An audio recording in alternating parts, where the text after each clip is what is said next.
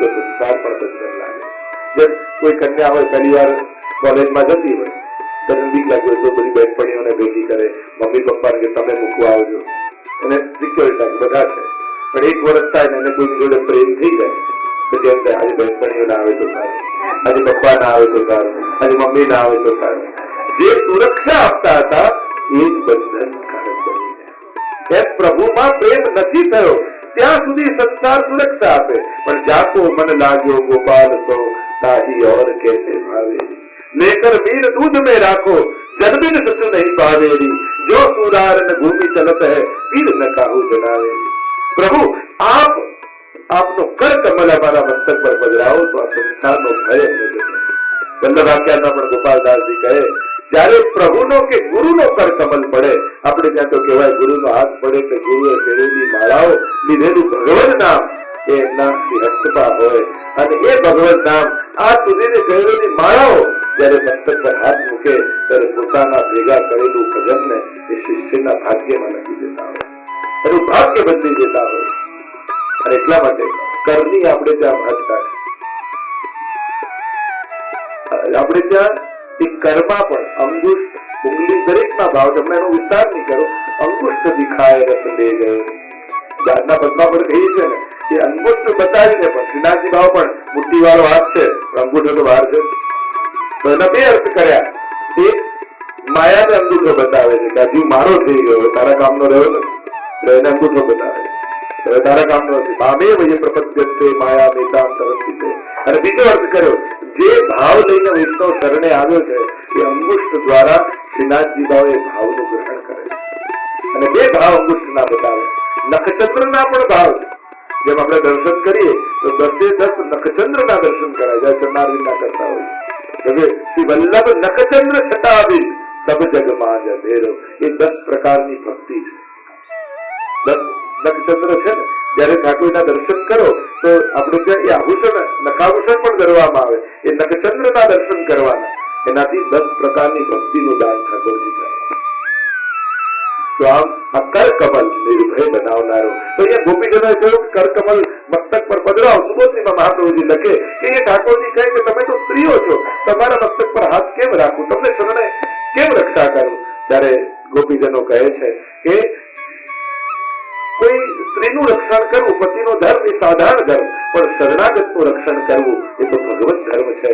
એટલે સંબોધન કર વૃષ્ણિ ધૂર્યતે શરણમી વૃષ્ણિ ધૂર્ય. વૃષ્ણિ રાજાના કુળમાં ભગવાન પ્રગટ થયા છે અને વૃષ્ણિ રાજાને અનેક પત્નીઓ હતી. તો કહ્યું કે એમણે આટલા જીવોને શરણ આપ્યું, તો આપ પણ એના કુળમાં છો, તો આપ પણ અમને બધાને શરણ આપો. બીજું સંબોધન કર્યું હે કાંત હે પ્રિય, આપ પ્રિય છો અને પ્રિયનું રક્ષણ કરવું એ આપનો ધર્મ છે. એમ કહેતા ગોપીજનો આગળ ગાન કરતા બોલ્યા હે વ્રજજનોની વેદનાને હતારા વીર યોષિતામ, કે સ્ત્રીઓમાં વીર યોષિતામ નિજ જન સ્મય ધ્વંસન સ્મિતા. નિજ જનય સ્મય કેવળ સ્મિત માત્રથી ભક્તોના ગર્વને હરી લેનારા. ભજ સખે હે સખે અમને ભજો ભવત કિમ કરીશ મનો જલ રૂહાનનમ ચારુ દર્શય. આપના મુખારવિંદનું આપના મુખ કમલનું અમને દર્શન કરાવો. ઠાકોરજી કહે પણ તમારા મનમાં અહંકાર છે, હું તમને કેમ મુખારવિંદનું દર્શન કરાવું. ગોપીઓ કે એટલે તો કઈ મુખારવિંદનું દર્શન કરાવો, કારણ કે આપનું મુખારવિંદ છે ને મનોહર છે, મનને હરી લેનારું છે. અને મનમાં જ મન આવ્યો છે ને, મન જ હરાઈ જશે તો અહંકાર રહેશે ક્યાં. આપે તકલીફ એ જ કરો છો, અમારું મન અમારી પાસે રહેવા દો છો ને, એમાં જ આ બધા વિકારો જાગે. આપ ભક્ત સન્મુખ થાય એટલે સૌથી પહેલા આપણે મન હરી લેવા. મન હરી લેશો પછી જીવ ક્યાંય ભટકવાનો. ભગવદ ગીતામાં પણ ભગવાનને કહ્યું કે અર્જુન તારે મને ભેટ ધરવી હોય તો બે વસ્તુની ધર, મય્યે મન આદત્વ મયી બુદ્ધિ નિવેશ. તારું મન અને બુદ્ધિ મને આપી દે, પછી કોઈ વસ્તુ નહીં આપે તો ચાલશે, કારણ કે આ મન અને બુદ્ધિને કારણે જ આ વસ્તુને તે પકડી રાખી. જો આ બે મને ધરી દીધું પછી બધું મારું થઈ જશે. સૌથી પહેલા મન મને ધર, કારણ કે આ મન જ ભટકાવનારું છે. મન એવો મનુષ્યાણામ કારણમ બંધ મોક્ષયો. મન જ ભટક્યા કરે છે, દોડાયા કરે છે, અને ત્યાં ત્યાં દોડે છે. સૌથી વાળું માણસને કોઈ હોય તો મન, મનને ગમે એને સ્વીકારે, મનને ન ગમે એને છોડી. સૌથી પ્રિય કોઈ વસ્તુ હોય માણસને એ મન. અને એટલા માટે એ મન પેદા બન્યા અને બુદ્ધિને ધર, કે તર્ક વિતર્ક કરનારી. આ બે મને ધરી દઈશ પછી તારું બધું જ મારું થઈ જશે. ગોપીઓ કહે આપના મુખ કમલનું દર્શન કરાવો. અને અહંકાર છે તો એને દૂર કરવાનો ઉપાય પણ આપણી પાસે છે.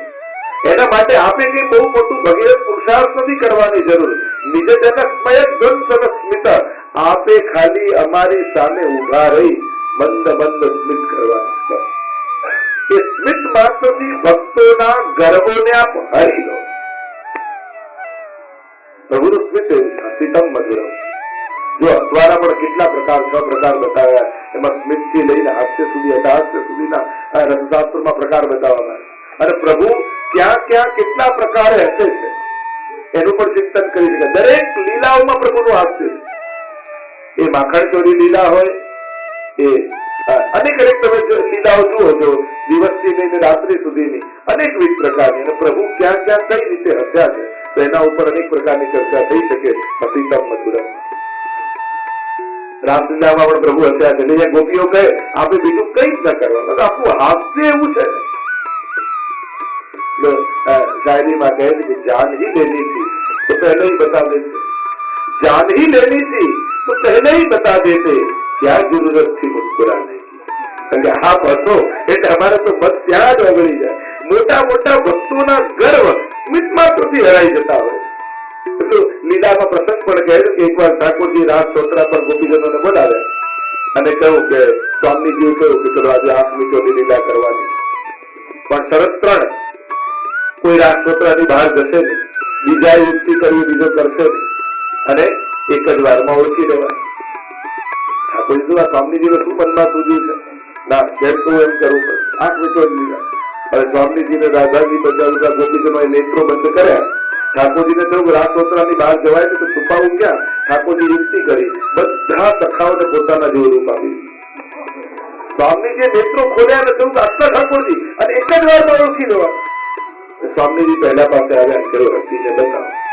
બીજા પાસે ગયા, હસીને બતાવો. જ્યાં 11મા પાસે આવ્યા અને કહ્યું હસીને બતાવો. જ્યાં હસ્યા ઠાકોરજીને કહ્યું બહાર પધારી જાઓ. અને ખરેખર ઠાકોરજી કહ્યું મને ઓળખ્યો કઈ રીતે? ત્યારે સ્વામીજીએ કહ્યું બધા આપના જેવું રૂપ અને શૃંગાર કરી શકે, પણ આપના જેવું હાસ્ય તો જગતમાં કોઈનું નથી. હસીતમ મધુરમ. આપના જેવું હાસ્ય ત્રિલોકમાં કોઈનું નથી. અને એટલે પ્રભુ અમારા મદને ઓગાળવા આપણે કોઈ પુરુષાર્થ કરવાની જરૂર નથી. અમે સામે આવીને સ્મિત કરી બસ હસી દેશો ને એટલે અમારા મદ ઓગળી જશે. કારણ કે આપનું મુખારવિંદ કેવું છે. અને દરેક તમે પ્રસંગો જુઓ, જો મુખારવિંદ મંગળા સમયે કેવું, શ્રૃંગાર સમયે કેવું, રાજભોગ સમયે કેવું, ઉત્થાપન સમયે કેવું, ભોગ સંધ્યા આરતી સમયે કેવું, ને શયન સમયે કેવું. આપણને તો બધા સમય સરખું લાગે. એમ લાગે મંગળાના કર્યા તો ખરા દર્શન, હવે રાજભોગ ન કરવાની શું જરૂર? ઠાકોરજી તો એક છે, પણ છીન છીન બહાની ઓર મંગળા સમયે પ્રભુ કેવા છે? જે દેખાય જેવા નહીં જવા, જે જોવા જઈએ ને એ જોઈને આવવા, ત્યારે દર્શન થયા કેવા. મંગળા સમયે મંગળા થયા એવા મુખારવિંદ લાગે છે તમને. જયારે ઠાકોરને જગાવો ત્યારે શું ચહેરા પર, પ્રભુના મુખારવિંદ પર તો લાગે કે નીંદમાંથી જાગ્યા છે. આ ભાવ આવો જોઈએ. એટલે આપણે હરિયાજી બતાવે ને કે દીકરી અલગ લટપટી સુપાગ અને મુખ અંજન પી કપોલ મુખ અંજન લાગ ભૂષણ ઇત ઉત પરમ રસાલ રગમગે જય બે નયન દેખે નદલાલ. એવા પ્રભુનું મુખારવિંદ મંગળા સમય કેસ વિકળાયેલા હોય, પાગના પેટ ઢીલા થઈ ગયા હોય, અને બીડું આરોગાવ્યું રાત્રિના સમય સ્વામીજી એની પીક ગાલ પર લાગી ગઈ, અને અહીંયાથી કાજળ લગાવ્યું મોટું મોટું, એ પણ લાગી ગયું. અને આ પ્રકુંડ કર્ણપુર હીરાના હોય એનો પ્રકાશ અહીંયા આવતો હોય તો પચરંગી ભય નદલા 5 રંગ ઠાકોરજીમાં દેખાય.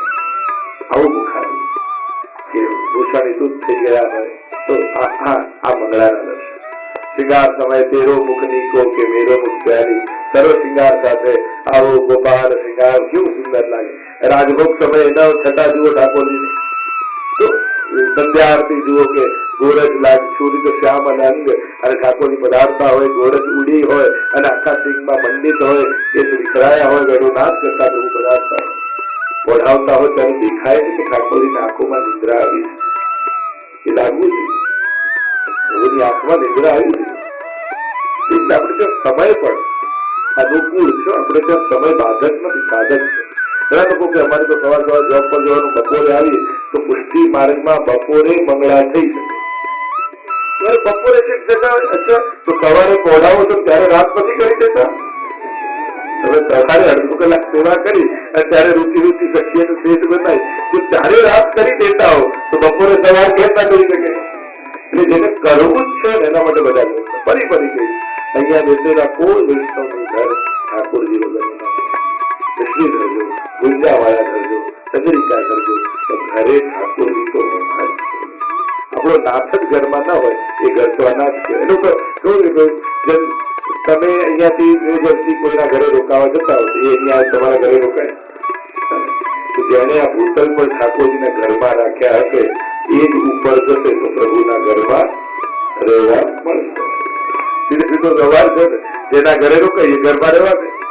એમ જેને પ્રભુને ઘરમાં રાખે તેને ભગવત ધામ મળશે. તો પ્રભુ તો એવા વ્યવહારો નથી, પ્રભુ તો કૃપાળુ છે. એ તો તોય હાથ ખેંચીને સ્વીકારી લેશે કારણ કે પ્રભુ એવો વ્યવહાર રાખતા નથી.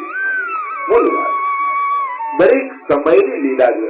દરેક મનોરથ સમય મુખારવિંદ કેવું એ મુખારવિંદની ચિંતન કરવા જાવ તો અષ્ટસખાની વાણીનું માધ્યમ લો તો દરેક સમયના મુખારવિંદની શોભાનું વર્ણન. અહીંયા જો નિજ જનસ્મિત કેવળ સ્મિત માત્રથી આ ભક્તોના ગર્વને હરી લો છો. ભજ સખે એ સખા આપ અમને ભજો. જેમ અમે આપને પ્રેમ કરીએ છીએ, અમે આપને ગોતવા નીકળ્યા, શું આપ પણ અમને ગોતવા ન નીકળો? આપ પણ અમને પ્રેમ ન કરો? પછી ગીતાજીમાં તો આપણે કહ્યું એ સામામ પ્રપદ્યંતે તાંત થયો પ્રજામ્ય હમ. જે રીતે મને ભજે હું પણ એને એ રીતે ભજીશ. પ્રભુ આપ અમને ભજો, આપના મુખ કમલનું અમને દર્શન કરાવો એમ કહેતા ગોપીઓ આગળ ગાન કરતા બોલે. હવે આપના પ્રભુ ચરણારવિંદ તમારા હૃદયમાં પધરાવો. પ્રભુ સુબોધનીમાં પ્રશ્નોત્તરી રૂપે છે, સુબોધનીમાં મહાપ્રભુ ચર્ચા રૂપે બતાવે છે. અને ત્યાં જયારે ગોપીઓ કહે કે ચરણારવિંદની અમે ઈચ્છા રાખીએ છીએ ત્યારે ઠાકોરજી કહે સ્ત્રીને ચરણારવિંદનો સ્પર્શ કેમ કરાવો? ત્યારે ગોપીજનો કહે શ્રી નિકેતન. તું લક્ષ્મીની સ્ત્રી નથી? એ જો આપના ચરણારવિંદનું સેવન કરી શકે તમે કેમ? ત્યારે ગોપીઓ કહે કે ઠાકોરજી કહે કે લક્ષ્મી તો ચતુર છે, તમે તો મૂળ છો, તમને કેમ કરાવાય? ત્યારે ઠાકોરજીને ગોપીઓ કહેવા લાગી તૃણચરાનું. જો આ તૃણચરો પશુઓ જેવા મૂળ અને એમની પાછળ પાછળ ચરણારવિંદ જઈ શકે તો અમને પ્રાપ્ત કેમ નથી? ઠાકોરજી કે મારા ચરણારવિંદ તો કોમલ છે, તમે કઠોર છે. ત્યારે ગોપીઓ કહે ફણી ફણાવતી આ કાલીય નાગની ફણાઓ કરતા પણ અમે કઠોર છે. એની અંદર આટલું વિષ ભરેલું છે છતાંય આપ ચરણારવિંદને પધરાવો છો તો અમારા પર કેમ? જયારે ભગવાન કાલીય નાગને દંડિત કરવા લાગ્યા નાગ પત્ની આવીને સ્તુતિ કરે પ્રભુ આપ બહુ મોટી કૃપા કરો. ઠાકોરજી કે કૃપા નહીં દંડ આપું છું. જો આ ભાવથી પ્રભુ મારવા લાગે જો મારું. ગોપીઓ નાગ પત્નીઓ કહે અરે આ હાથ પકડવા લક્ષ્મીજી વર્ષોથી લાલાયિત છે અને છતાંય મળતો નથી અને એ હાથ આપ કાલીએ પર પધરાવો એ દંડ નહીં, એ તો કૃપા કહેવાય. ઠાકોરજી કે દંડ આપવા પગ પછાડવા લાગ્યા મસ્તક પર. જો હવે તો મારું છું ને, હવે તો દંડ કહેવાય ને. નાગ પત્નીઓ કહે અરે આ ચરણારવિંદ દેવતાઓને દુર્લભ છે. એ લોકો આકાંક્ષા રાખે કે ચરણારવિંદનો સ્પર્શ અમને મળે અને આપ ચરણારવિંદ આના માટે પધરાવો. આ દંડ નહીં, આ તો કૃપા જ કહેવાય. આપને દંડ આપતા આવડતું જ નથી, આપ તો કૃપા જ કરતા હતા. અહીંયા ગોપીજનો કહેવા લાગ્યા કે શું કાલીય નાગની ફણાઓ કરતા પણ અમે કઠોર છીએ? ત્યારે ઠાકોરજી કહે કે તમારા હૃદયમાં અહંકાર રૂપી પાપ આવ્યું છે. ગોપીઓ કહે એટલે જ તો કહીએ છીએ કે પધરાવો. કારણ કે આપણા ચરણારવિંદ કેવા છે પ્રણત દેહીના પાપ કર્ષણ. એ પાપનું કર્ષણ કરવા વાળા. પ્રભુના ચરણારવિંદની મહત્તા દરેક શાસ્ત્રોમાં માનવામાં આવે. પ્રભુના ચરણારવિંદ સાક્ષાત ભક્તિ રૂપા. આ દશવિધ નક્ષત્ર દસ પ્રકારની ભક્તિ અને એટલા માટે ચરણારવિંદનો આશ્રય વિશેષ રૂપે આપણે ત્યાં કહેવામાં આવે છે. પણ કેવા ચરણારવિંદ? પ્રણત દેહીના પાપ કર્ષણ. એક નિયમ બધાએ બનાવવો, ઘરે બિરાજતા ઠાકોરજીના રોજ ચરણ સ્પર્શ જરૂર કરવા. નિયમ બનાવી ચરણોનો સ્પર્શ કરો. ભાઈઓને ખાસ કહીશ, બહેનો તો કરતા જ છે. ઘણા ભાઈ અમારે તો બધું જ થાય. કોણ કરે કે ઘરવાળા? તો બને તો કોશિશ કરવી કે ઘરના લોકો કદાચ ચરણ સ્પર્શ ન કરી શકો, તમારે વહેલા ઓફિસે જવાનું હોય તો મંદિરને દંડવત કરીને જાઓ. ઠાકોરજી આપણે ત્યાં તો આજ્ઞા લઈને જવું એમ છે.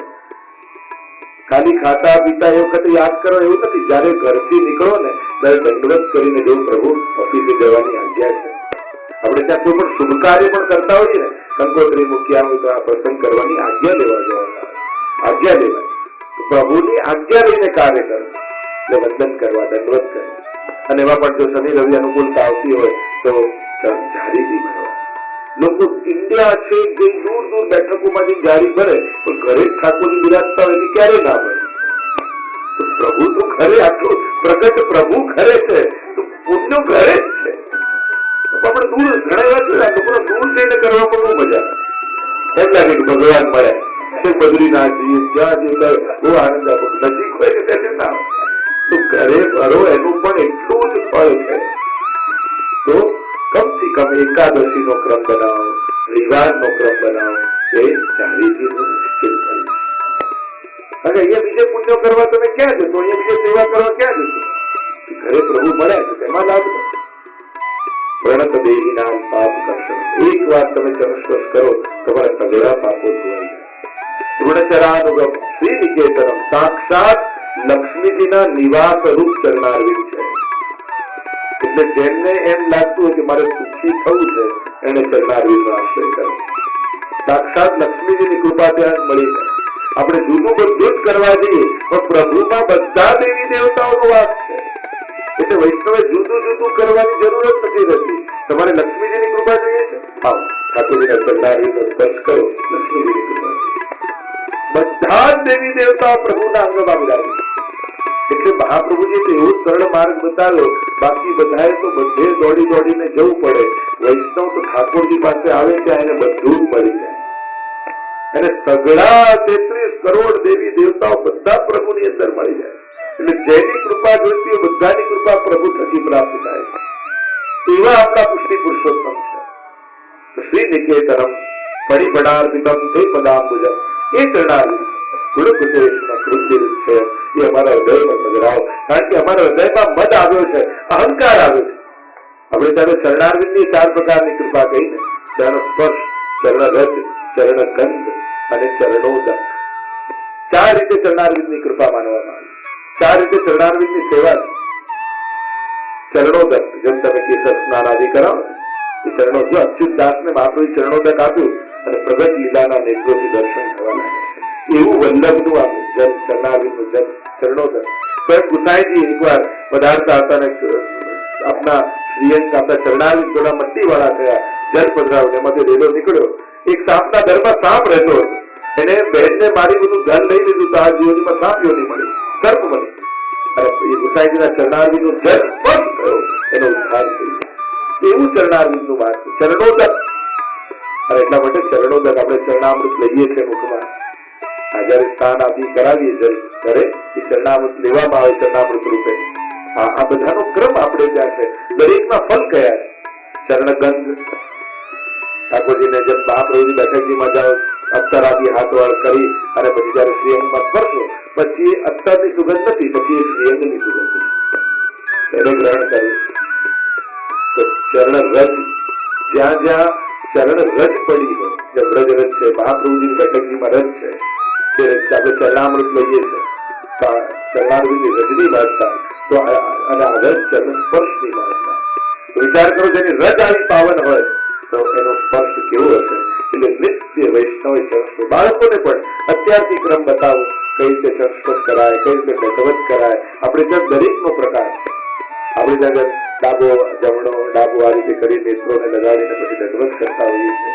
અત્યારથી ક્રમ શીખવાડો. બાળકોને પણ એ આદત કરવી કે રવિવાર થાય એટલે રવિવારે બાળકનો એક નિયમ જ ઘરમાં બનાવવો કે ઘરે બિરાજતા ઠાકોરજીને એ ચરણ સ્પર્શ કરે, ધારીજી ભરીને પધરાવે. આ એક ક્રમ જ બનાવી કરાવશો તો ભાવ થશે. પણ એવી રાહ આને ભાવ થાય પછી કરે તો બહુ મોડું થઈ જાય. કહેવાની ઉંમર હોય ત્યાં સુધી કેવું, પછી તો એમે નથી સાંભળવાનું. એટલે જ્યાં સુધી